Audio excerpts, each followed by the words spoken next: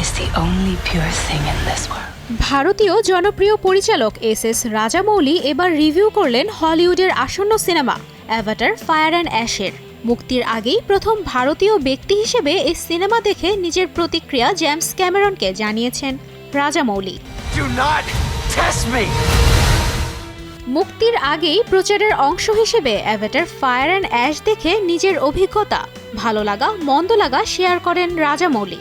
মূলত ভিডিও কলের মাধ্যমে রাজামৌলি ও জেমস ক্যামেরনের আলাপচারিতা দেখা যায় নতুন প্রকাশ পাওয়া এক ভিডিওতে। কথোপকথনের সময় রাজামৌলি নিজেই জানান যে তিনি প্রথম ভারতীয় যিনি অ্যাভাটার 3 দেখেছেন এবং এজন্য জেমস ক্যামেরনকে ধন্যবাদ জানানোর পাশাপাশি সিনেমাটির বেশ প্রশংসাও করেন তিনি। রাজামৌলি ক্যামেরনকে বলেন, আমি আপনাকে ধন্যবাদ জানাতে চাই কারণ আপনি আমাকে ভারতীয়দের মধ্যে অ্যাভাটার ফায়ার অ্যান্ড অ্যাশ দেখার জন্য সম্ভবত একমাত্র ব্যক্তি করে তুলেছেন। এটা খুবই বিশেষ অনুভূতি। এরপর তিনি সিনেমার প্রশংসা করে বলেন, ফায়ার অ্যান্ড অ্যাশ দেখার মুহূর্তটি ছিল বেশ আনন্দের।